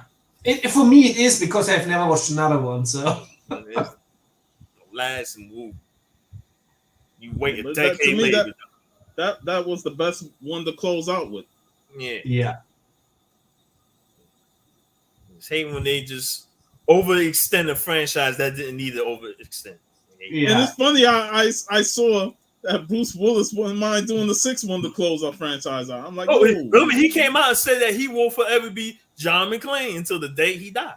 Disney owns it now, so maybe he's going to be in the MCU. I won't be surprised he eventually make the MCU jump to get himself back noticed. John McClane versus the Punisher. Oh God, that would be funny. John McClane be the one hunting down the Punisher since he's the police officer. Yeah. Yeah. Hey, who's that cop? Who's the cop that being in the Punisher? What's that guy name? Man, Soap ain't shit, man. Stop it. Soap ain't shit. Soap ain't got a spine in that back, man. I agree. Like to me, I better not hear no news of any Die Hard movie, and especially if it's the Die Hard movie using John McClane and Bruce Willis, not like that right there. And I don't think he will allow that to happen though, because he already said that. He said that he's not allowing this franchise to continue if he's not a part of it. So, all right, yeah. And it's one of those situations where he's done 5 movies, and he is John McClane. I can't see nobody else be. There's no one else. It's like if they want to fucking remake Dirty Harry, and I'm like, oh no, Clint Eastwood's the only one that do it. Hell, the man cried macho early this year, and I'm like, he can still probably play Dirty Harry at his advanced age. Yep. It's not like that Dirty Harry or the Die Hard series have characters that need to bear the name. You can just take this rougher cop genre is not bound to those 2 characters. Just make a new movie if you want to establish a new character. Stop using the name. I think that's what Hollywood's trying to do so much. They use the name of these franchises just to say, all right, we got, because a lot of the young people do heard of these movies. We just had Gabby. She watched Die Hard for the first time, so there's no need for her to watch a reboot of this franchise when she can watch it, the original movie, as especially in high def and 4K. I mean, come on, they've remastered a lot of movies, just like I was saying with Scarface. Scarface do not need a reboot or another remake, period. Especially like at least the Al Pacino Scarface is a whole new character, Tony Montana, a Cuban. So what I'm hearing what they're saying with this remake, another one, it's supposed to be Tony Montana again. That to me, that's a no. That's a hell no. You do something different. Don't do something similar to. Yeah. I always say if you remake something that had an interesting premise but fell short. It has to be completely different from what the original movie was. Yeah, because you watch the original Scarface from what, the 50s, there's nowhere near what the Brian De Palma's Scarface. They are completely different movies. Which is also funny because Scarface is also a movie that I don't like. Which one? Both of them, or the one with Pacino. But because it's a great movie, but this character is so unsympathetic. I hate this character of Scarface so much that it hurts me. The more was, I think one of my friends back in school, he said that of all crime and drug lords, Tony Montana is the one character I can't root for. Like, you know, like there's some crime lords and drug lords that you would actually want to root for. Like, oh yeah, you be behind them, you want to fight for them, you want them to survive. But Tony Montana ain't not. You want them. He's so despicable. So for me, it's so hard to watch it. And that's why his death in the movie doesn't like resonate with me. Because I'm like, you was a despicable guy, but then the one moment you don't want to be despicable when they tell you to take this guy out, but you don't do it because of wife and kids. Yeah. Oh, I'm supposed to be sympathetic to that? Like, nah, you was a piece of shit before. Mm-hmm. And sometimes it works, and sometimes I get like, I love The Sopranos, the series, not the recent movie. But and there's also like a bunch of people you don't want to root for. But with Scarface, he's everything I hate. Mm-hmm. So it's like I really can't watch this movie since I was like, die already, die. Say hello to the bad guy.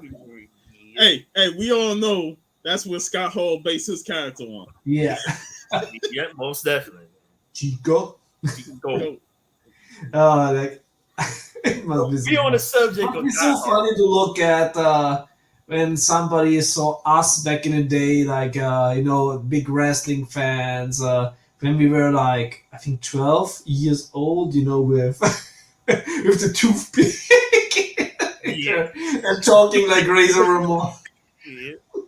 Hey, always had pick in his mouth. See me oozing machismo. Machismo. If something happens to this gold, something's gonna happen to you. So since we on the topic of Die Hard, the one thing that Die Hard did that a lot of movie franchises didn't do was have 2 successful video games. Oh yeah. I had Twitch on PlayStation.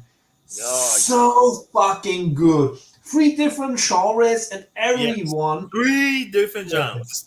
The second game, that's why I still haven't gotten that yet, because that game just really completely went away from what the first trilogy was all about. That's the same with the Die Hard 3 on the Die Hard trilogy. It took a long time for me to find out that you actually don't have to run over the civilians. You literally did. It took you that long? It was fun.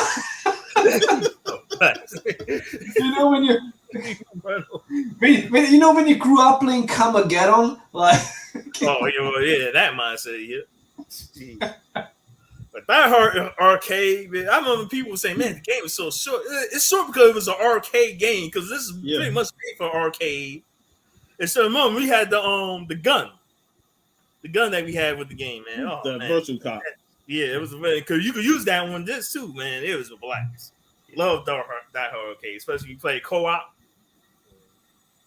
It's a fun game. The funny thing is they couldn't get they couldn't get Bruce Willis' license. To use him on. That's why you look at him like that guy ain't no Bruce Willis. Which is interesting because in the other PlayStation game that is basically based on Bruce Willis' likeness, Apocalypse. Oh yeah, I just posted that game yesterday. Yeah. Yeah, they had in the German version, like the guy who is dubbing Bruce Willis was also the voice in the video game. Yeah. And there was also this quote is like in German, wenn Holly mich jetzt sehen könnte. So it's like if only Holly could see me now. So basically in German they titled the Apocalypse or the Die Hard. I don't know if this was also the case in the American one. Because it was American. Because I think was that scene cut out? I know I was saying something. They said that they cut certain things that was only exclusive to the American release. The PAL release didn't have it, which I didn't see, man. With the Apocalypse because it had like. It felt like something was missing. Mm-hmm. But it was a fun game. The game, like I said, the gameplay I thought was good. It's just the camera angles suck. Oh boy, the camera angles, they could be a pain in that.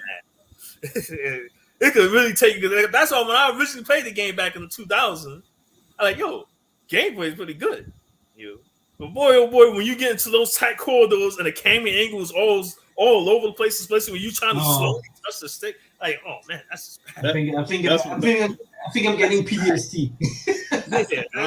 I get flashbacks to Tomb Raider and how those camera angles just ruined my experience. Tomb Raider was more able to turn those angles to your favor. Oh yeah. Yeah, until they die and be like at least more open. It was just struggle to use the cameras. And Apocalypse, when you get into clothes, oh man, the camera could be a pain. Like, I just hate when they really mess up the camera, especially when you in closed corridor area. Yeah. The game was fun. I think Bruce Willis was one of the first actors that actually had a video game based on his likeness, and he voiced the character. He was one of the first to do that. Yeah, that was like that was new back in the days. Yeah. I still think this is actually something. Maybe it was not so lucrative for the gaming studios, but I think a lot could have done with that. Wasn't also the other one? The Riddick game was actually really good. The Riddicks, yeah, they were based off the movie, and I always say that those two games were pretty much an extension of the Chronicles of Riddick. They couldn't do that on the big screen. And of course the Ghostbusters game. That's the third movie. Yeah. 2009 game is the third movie. Afterlife is the fourth. Afterlife. That's the movie we should have gotten in the late 90s, at least. Yeah. Late 90s, early 2000s. You see my Ernie Hudson post, BB? Yeah. The one with Ruka. Yeah, I love that video, man. It's so genuine and fun. And let me say we have like a connection because Willem von Homburg was also in Die Hard in he faced off with Ernie Hudson in Ghostbusters 2. Yep. Vigo Decapitation. Yeah, Ernie Hudson's a legend, man. Yeah. Don't get enough respect. Except on this channel. Ghostbusters franchise without even being part of any movies. No, he carried it by just going out there, promoting himself as a Ghostbuster. Everyone viewed him as Winston Zeddemore, the Ghostbuster. And also, you might think only somebody who is has only one highlight in his career would do so, but no. Ernie Hudson has so many iconic roles in movies and on TV. I remember when I got the roles he don't get those are the roles he don't get credit. Yeah, when I got the full DVD set of Oz for HBO, when he plays the prison warden, it's genius. Man, that show was something else when I first it. And I was in my teens when I watched that show. I'm like, man, this is too close to realism. But it was so good, man. It was so good. And Ernie killed it as the warden. Yeah. Like you said, man, he's done so much, you know, so much in Hollywood that he don't get the respect overall that he deserves. Like, And I look at him, he's so versatile. yeah, him and I look at him. See, Keith David. The sad part about Keith David, he get more credibility more for the voice acting than he actually get for his actual acting, live acting. And I feel like dang man, he don't get the respect he deserves. Because every role he was in, even his very small role, he kills it in every scene and every role he played. The fact that The Thing was his first movie, and you come away talking about him just as much as you do Kurt Russell. Yes, he was the second best character. I always say he's the second best character in the movie. And then Platoon, They Live. The Platoon with that cast, man, like Jesus Christ.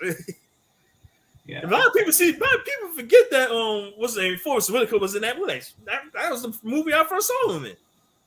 Yep, Platoon. Yeah, Platoon, Forrest Whitaker. That movie had a cast, a young cast that you never thought that, yo, man, these guys became something.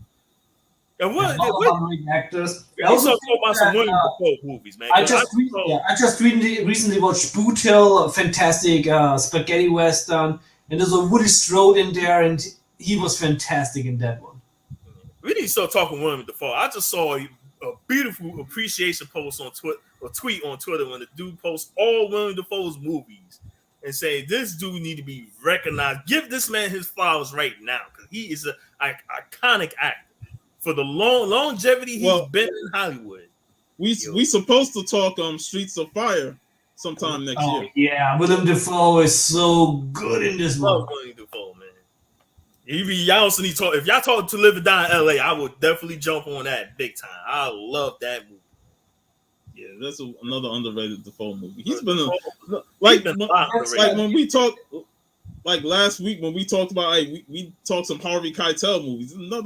There's a lot of great actors out there that do great movie work and don't really get talked about much nowadays. I remember when I found out that William Dafoe is playing Norman Osborn in Spider-Man. I was so happy, and then I watched the movies. Like, I'm even fucking mask that is not like this, not his face. You robbing him of his biggest strength. That damn like suit, it was the worst decision ever. Well, I love when I'm hearing what they saying in this movie. He's actually the main villain, and he gets a lot more screen time than you actually think. Like, whoa, he got, because the way they promoting the movie, they promoting that what's the name, Doc Ock is getting the most. He's the main character or main villain. No, it's actually Green Goblin, and what's the name get a lot of screen time, and he got his new suit. And I think they said that the new suit, he don't have the roboticized mask. Thank God he don't have that suit. It's more of a traditional suit, just that you see his face slightly more. So that's why I'm intrigued. I'm very despite that suit in the first movie, he was awesome. He was awesome. He was awesome, totally awesome. It was just they robbed him of true greatness with this fucking mask. And you know, I know this movie gets shitted on, but I love him in Speed 2. Oh, he's an awesome villain in Speed 2. Like he single-handedly made the movie better because of his insane looks and facials and stuff like that. I'm like, take William Dafoe out, it's a completely shitty movie. Because he's in it, I'll watch it. He was the reason why the greatest movies in modern movie history, The Boondock Saints. Yes. Yeah. And he played that role with conviction in terms of how that character was. I'm like, you wouldn't think that he would do that, something like that, but he did it and he pulled it off perfectly. Yeah. Boondock Saints is a classic, man. It's a classic. And before fucking Norman Reedus did Walking Dead, I knew him for that role. Yes. That and him and Blade. Blade 2. Yeah, Blade 2. Blade 2 was my first. Yeah, we definitely got. There's so many actors we could just touch on in the same movies, man. But yeah. See, this will make Han great. He know that John don't have no shoes on, is barefooted. So like, well, what the hell? We surrounded by a lot of glass. Shoot the glass and force him to run out of that cover. I mean, come on. I I just love Carl's reaction to it because he's like, "The fuck, shoot the glass?" And Because I like that. Carl don't know that John is Philly. He don't care about John B. He wants to kill him. He just wants to kill the man. The moment his brother died, they're like, "I want blood." That's exactly what he wanted to kill him. And I love the part when he knew he was in that room, and the other guy's talking on the walkie-talkie, and he just clicked that sucker off because we like, oh man, I feel like Carl in this movie as a henchman was badass because he was just stalking John on the roof. Yeah, he basically also had like this horror movie arc where he came back in the end. Yeah. And man, I had to get the final shot in. Yes, he finally did something big time. And it's funny how that last shot from him where he said he never pulled his gun for 13 years because of what happened, the accident. Yeah, the accident. And that whole scene was so good because of he accidentally shot a kid, and he said they could teach you everything about being a cop, but they can never teach you how to respond to mistakes and accidents. Yep. Because they always like to put the blame on the police, and sometimes it's unfair because it is an accident, and that's why he never pulled his gun for 13 years because of that. So to see that at the end, that he pulled his gun to save people, I thought it was a nice way to conclude his story. That's a great line. She said, "Only John can make a man drive that crazy." How would that happen? That's a good line. Carl was like, "Yeah, man, I want this man dead. I want to see his blood trail of his feet." That's why when Han said we're back in business, Carl turned around like, "The fuck you mean, man? We ain't killed this bastard. He ain't back in business." Oh man. I like a movie with a great henchman that knows his role, but also have an added sense of dimension that his family member got killed and he wants revenge. Like it's beyond just being the henchman now. It's personal. It's personal. Gonna say it's like, Hans, you will get it one day, or more likely your brother will get it one day. Did you want to revenge a dead family member? It's funny that the guy who he's from Russia and he was a ballet dancer.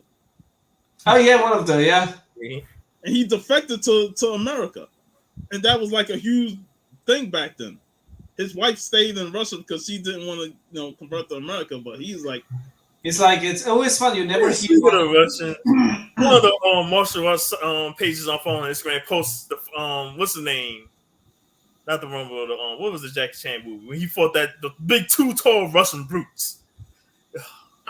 I'm trying to think if it's Who Am I or that's how I'm thinking. Is one of the I think it was Who Am I? I saw the tag, but I like Jackie Chan always during those days. He always had a knack on just fighting tall Russian guys, man. Like jeez.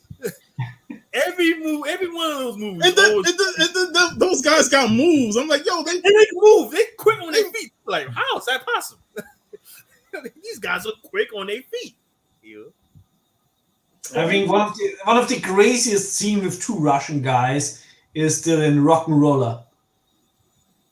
What? The Guy Ritchie movie, Rock'n'Roller. Oh yeah. Now I remember that movie. Guy Ritchie in it. Yeah, I remember that. Who Garrett Butler? It's been a while since I've seen that one. Hey, speaking of which, I watched Flaughter. The first Flaughter. Man, that first movie was crazy, man. And despite it being in Dutch, and some of the subtitles, like, wait a minute, that don't make no sense. Like, I saw Barack Obama's name on there. I'm like, what? Who the fuck added that? Was Barack Obama in the movie? Barack Obama in the movie. I'm like, wait, this is 1986. How are they speaking Barack Obama's name? So the caption was throwing me over sometimes. I always thought he was in King of New York, man. That dude on the side of what's the name? The one who had the stays on when they did the hit. Because he was probably born in the Netherlands. No. I was going to ask Animation that, but I forgot, man. But yeah, I was like the captions. Some of the captions throwing me off, but the movie was entertaining as hell. And once I got the sense of the plot and stuff like that, I was like, this is understandable. So I'm gonna watch Fathers in America. Yeah, in the first movie, isn't it the most great to use incest for comedies? Get off your sister. That shit would not fly if they would have remade this American. Like, no, there's a lot of things in this movie. Like, yeah, that shit wouldn't fly. I think the sister was used to get paid at the end of the movie. Everybody was running the train on her. Yeah. This movie is it's kids rated in Europe. Really? Yeah. Like we watched this movie when I was a kid in the afternoon program.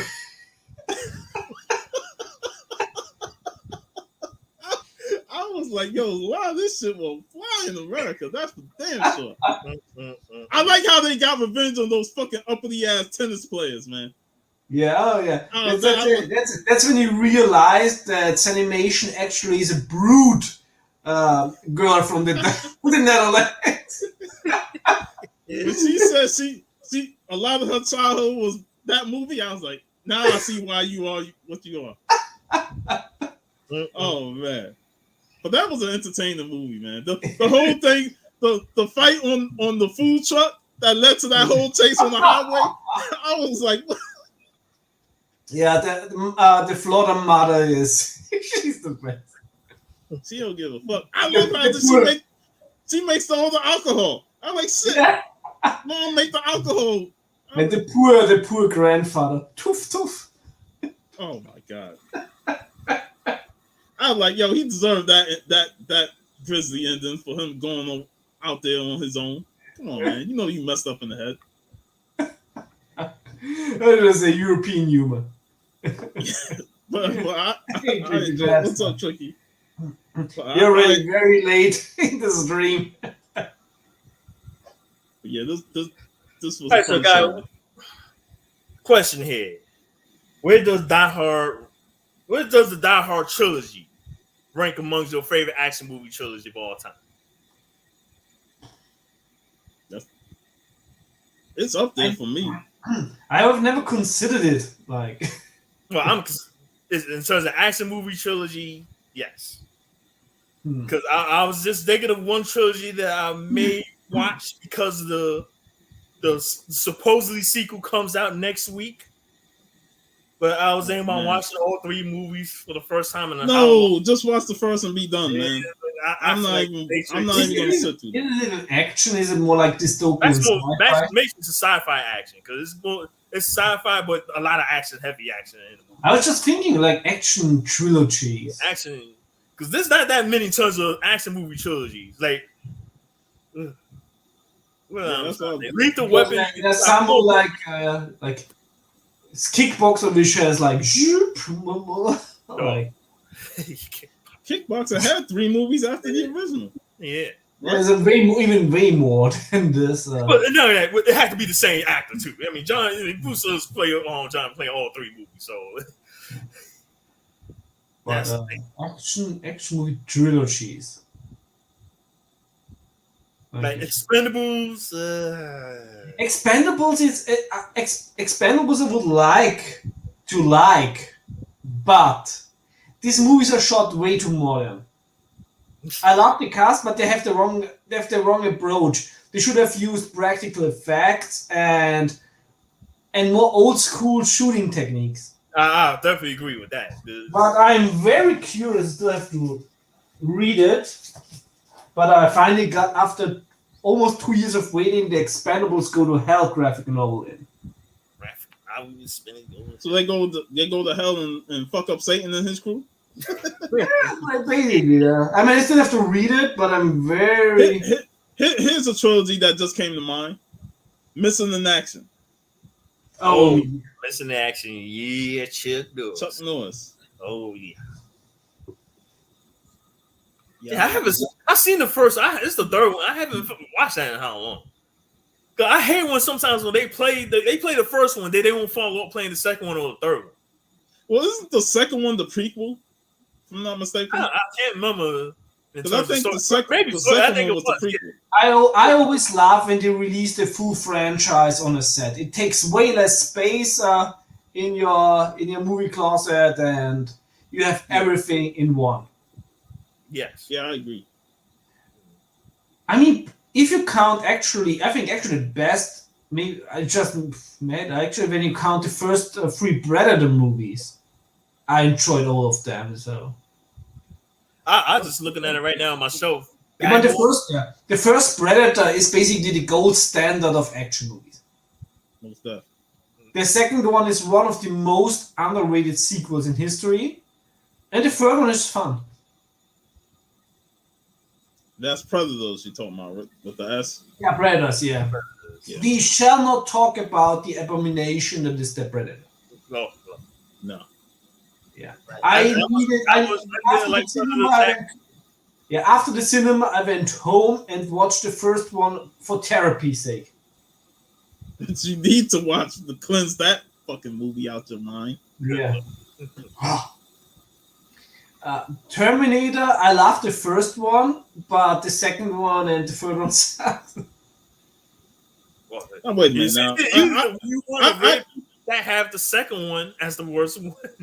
I really just like the second Terminator. They're gonna say the second one. But I think the first one, just like with Die Hard 2, I think the first one is criminally underrated. The more I watch the first one, the more I enjoy that. Like, yo, the first Terminator is close to perfect movie. Yeah. I only value the first 2 Terminator movies, and the rest can go to hell.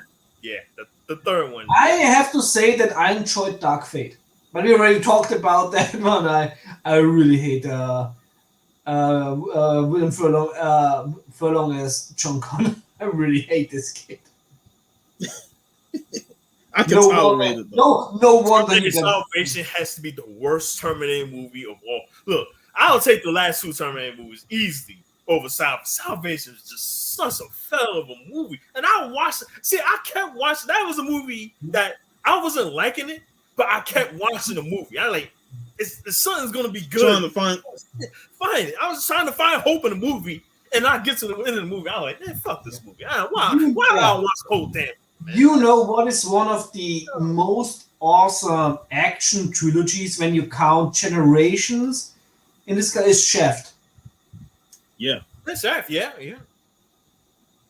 Like, you have the original, then the Samuel Jackson one was also great, and the new one was also fantastic. I still need to watch the new one. I know a lot of people. Some of the people who I did reviewed it, and they said that it was an enjoyable movie, and Roundtree was awesome. Even like someone he said that they could have go ahead and do a new movie right now with Roundtree and Shaft, do the whole movie without I don't know about that. I really loved how they say the whole franchise together, man. It's like with Samuel Jackson, it's like, you told me you were my uncle. I'm looking at it right now. What do y'all think of Bad Boys? So you watched the third one? I still have not watched the third one. I still value the first one. I would say between the 3, because after watching, the third one is more personal. Because part 2, I like part 2. Like, in terms of action scenes, I have to rewatch them. You watch all 3? I watched the first one for sure. I don't know about the second one. But it was when I was a teenager. That was like 20 years ago. Yeah, it is. Part 2 was like what, 2002? 2003? Vidal, what's going on? Dropping knowledge in the chat. Yep. Oh, but had Bruce Willis. Oh yeah, she does. Oh, most definitely. Most definitely. Bruce Willis became a megastar after one movie. This man became a megastar. That's very rare. Look how long it took for Arnold to get big, while Bruce Willis got big off of one movie. That's crazy. Like even to have even if Planet Hollywood failed, but to have Bruce Willis as one of the guys along with Stallone and Schwarzenegger who built it up. Yeah. Like that already tells you who was in the top 3 with them. He went over Van Damme and Lundgren. Oh yeah. And you would have thought that Van Damme didn't have the personality, and he had the media connection to get the fame, because that's what you like. Van Damme was a superstar, just that America overall just didn't view him that way. And you look at Van Damme, when it comes to action, that's why I will put Van Damme in terms of top 5 action actors of the 80s and 90s. Because the dude was just, he had it all. He had the skills. His acting wasn't that great, but Arnold Schwarzenegger acting ain't that better than Van Damme. Come on. That's the best actor, of course. He said about one-liners. Arnold's a one-liner. His lines carried him. Yeah, Arnold is Arnold. Arnold. But he had the love from the media. The media just gravitated towards Arnold. Because of his personality. It's the same. It's the same with Pumping Iron, and how people gravitated to Arnold because of his personality. Yeah. You know, we loved that personality of Arnold, and that's what carried him throughout his career. And also, let's say for Arnold, the biggest drag for him is staying relevant. Yeah. That TV show Woman Like. Yeah. Oh, yeah. Oh, yeah. Mm-hmm. Moonlight. And you know, he had I would say that of all of them, he probably had the most female fan base. Whereas Arnold Schwarzenegger, he had all the men. So old brute men, like, yeah, man. Yeah, let's just say Arnold was never lonely in bed.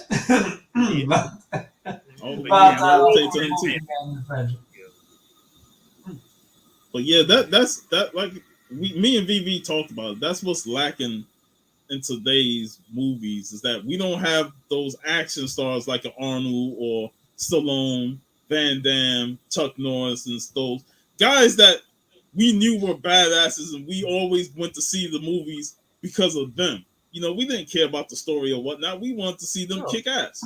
You know, and you don't have those set of actors. You know.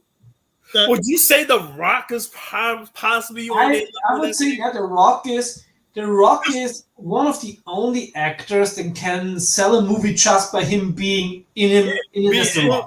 But that's just one. That's just one. Whereas we had multiple back then.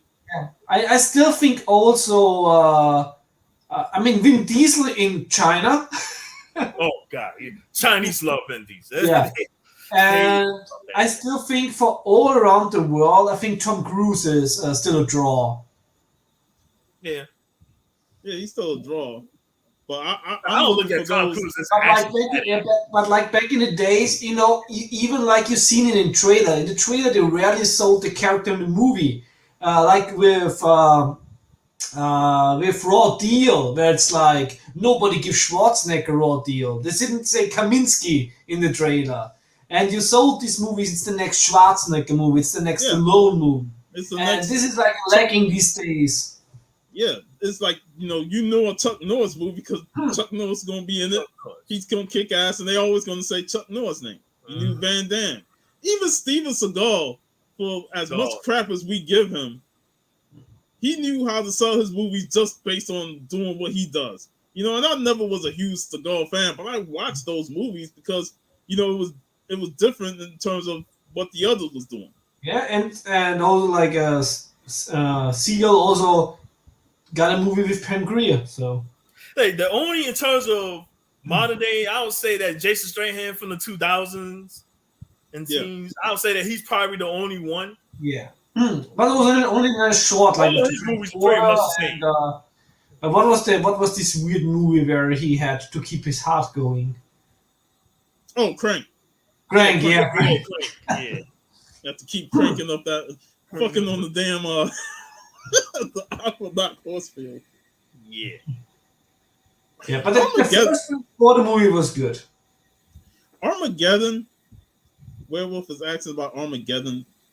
I enjoy Armageddon, man. That's another movie with a great cast. But it's so long. It's long. That's another movie that's overly long. Look, you had that movie, and you had what was the other? You know what Michael Bay movie I like the most outside of Bad Boys is the fucking Rock with Sean Connery. Oh yes, love and Nicolas Cage. That's a movie we definitely need to talk about. That's an action movie. The Rock is fantastic. I love the movie. And Nicolas Cage, man. Yo, Mastodon. And another movie which is totally underrated, which has The Rock in it, and Mark Wahlberg is Pain and Gain. Pain and Gain. Pain and Gain. That movie is criminally underrated. It's highly entertaining. And I was surprised that it was a Michael Bay movie, considering it's not an action movie. That was Michael Bay.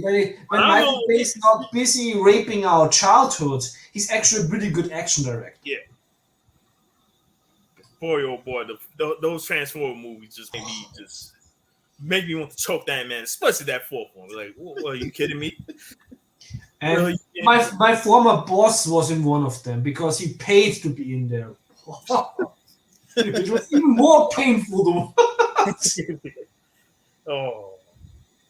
Like what carries Armageddon though is the cast. Like, the cast. That's what I was saying. That's a classic British Guy Ritchie one, yeah.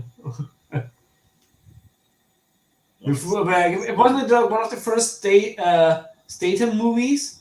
And also Winnie Jones got introduced to the movie world in that one. Yeah, we definitely gotta talk The Rock, man. Yeah, The Rock we have to talk, yeah. And then probably even talk Con Air too, because that's another highly entertaining movie. Yeah. If we're talking Nicolas Cage, we gotta do like The Rock and Con Air. Just out to that, those two and Face Off. You add his third. This is third. I think those. Yeah, Face Off. Face Off has such a weird movie, but it's entertaining and fun at the same time. Like,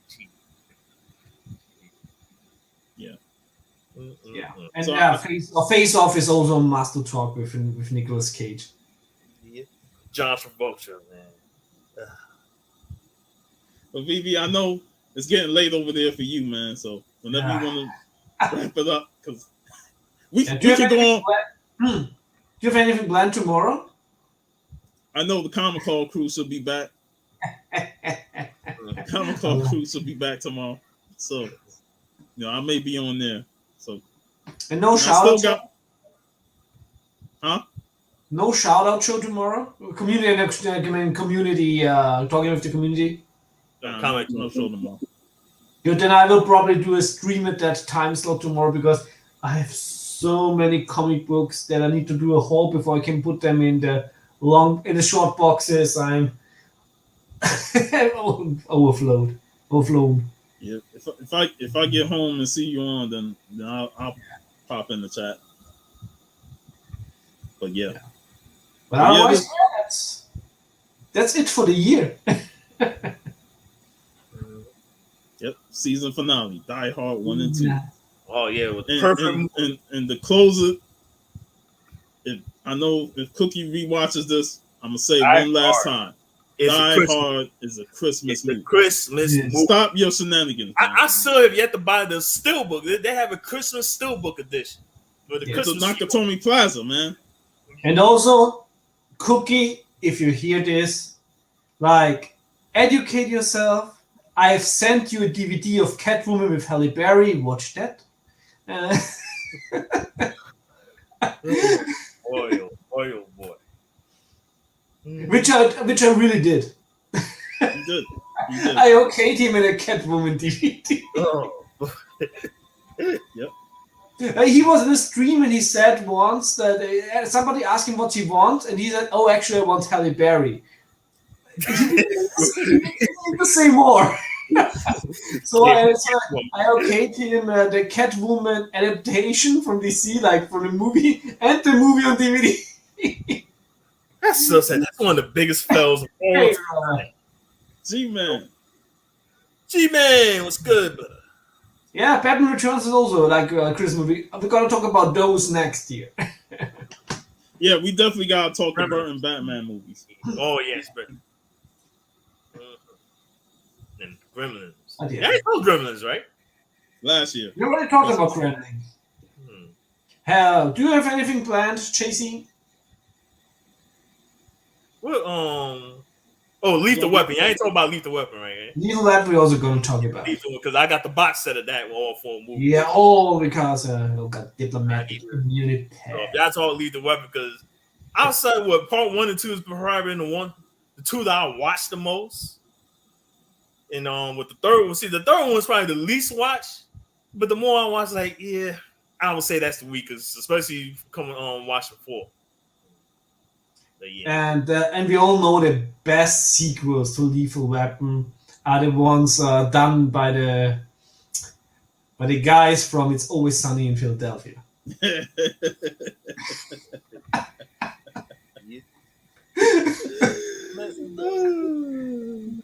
awesome, man. But yeah, I look forward to that, man. But yeah, Jay, are you going to be on the Johnson show this coming Monday? Oh yeah, I'm probably on it because Wow, you know what's so funny? We're about to end the show and the movie's about to end right now. It's a photo of the legendary death scene. Where do you rank that as one of the best death scenes for a villain? I know I saw Watch Mojo did it. It's a very memorable one, especially since it's so genuine because he didn't have to act because he was genuinely surprised. Yeah, they covered that too. You gotta get that genuine reaction, and that was the perfect shot. Look, like, oh no! And I also have to say, it helps that his arms were not double the size, like in RoboCop. Yeah. Oh, man. That's you call doing the fall death wrong, man. Oh, man. Oh, flapping the whole Hey, it almost felt like he was Mr. Fantastic or something with his arms. With those arms, he could have held on somewhere. Oh. I think Bruce Willis borrowed those arms to grab onto that air duct. Oh. Yeah. All right. Thanks to everybody in the live chat. We had one hell of a year. Looking forward to the next year. We're gonna start with, I think, something in February. We're gonna do a lot of awesome blaxploitation movies. And yeah, and don't forget tomorrow to watch, first of all, J-Hood's stream where he talks about this puny this pins of a franchise, the MCU, and you'll hate for the MCU, real man. Of course, later today, don't miss the Comic Hall Crew, because I'm pretty sure that's gonna be a blast for the season. Yeah, it's our last show for the year. So yeah, that's so yeah, and of course, thanks to Sean for doing the show with me. It's an honor. It's a fun. It's the best way to start the weekend, and of course also to what do you call it in English, like a recurring member. On honorary member of our stream, JC. It's always fun to have you here. It was such a blast when we did the Tremors stream. I'm very happy you came on today. Yep, yes, Mastodon. We will do Fred Williamson, man. You can guarantee it. Oh man, it's going to you can't do blaxploitation without doing Fred Williamson, man. It's gonna be savage because we're also doing his Italian movies. Yes, the New Barbarians, the Riffs Part 2, and y'all should just do a whole show dedicated to him. All that's a lot of movies, man. That's a lot of movies. That man got some. His catalog is deep. Let's just say when we are 80 and still doing the streams, we probably ran out of Fred Williams movies in there. I say with Pam Grier, man, do a whole show dedicated to the great Pam Grier. Oh, you never know, man. These actors could be on their last life. You never know, man. I always, when we do a Pam Grier movie, I always ask her to jump on stream. She hasn't appeared so far. How active she? I know I follow her on Twitter, but I don't know how active she is on social media. She's active, and she even follows me on Twitter. She's following you on Twitter? Yeah. Which is like, which gets my every day. But I really think if one time she would really appear on stream, I'm fearing for for Sean's. Yeah, because everybody knows that we men have one weakness. We have too little blood to think and sustain a boner. And we're talking with a legend, man. She's a legend, an icon. Yeah. Fred Williamson's awesome, man. Nice. OG, original gangster. Yep. Got Jim Brown in there. You definitely got to talk 3 the hard way with Jim Brown, Williamson, and of course also some Woody Strode movies. He did also a lot of stuff in Italy. Also some nice western. Yep. Black westerns. We're not running out of topics. We can say so. Yeah. We got material for years. Yeah. So many movies. And you know we're gonna talk Flavas, man. We gotta have Santa Mason when she has time because we need her on that one. I know, but I got questions, man. Was Barack Obama in this movie? Barack Obama. Yeah. Yeah. Again, hey, Vivi, you saw No Time to Die? No, I'm not a fan of the Greg Bond movies. Oh, you're not a fan of the Greg? Oh, I love I'm a Timothy Dalton guy. Oh, those are the best Bond movies. I would say Timothy and Connery right up there, top 3. And I'll put Craig, man. Craig is badass. Yeah, I think Connery and Dalton are my favorites. I'm not the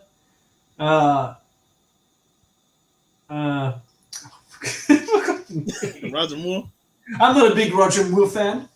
Roger Moore too. I don't think his physique works for me with Bond. Roger Timothy Moore Dalton was the essence of Bond from the original novels. Yeah, Timothy Dalton it's like in the novels, and I think his Bond movies I can rewatch, not only because one of them takes place in Vienna, but also the second one, of course, where we're getting some nice shark action. it's just brilliant. And Robert Davi too, man. He was awesome in that movie. Yes, awesome. So yeah, better end the stream before we continue talking. Yeah, it's 6:03. Yeah, let's go. So also we hope, like JC, you're always welcome back here when you have time. Always a pleasure.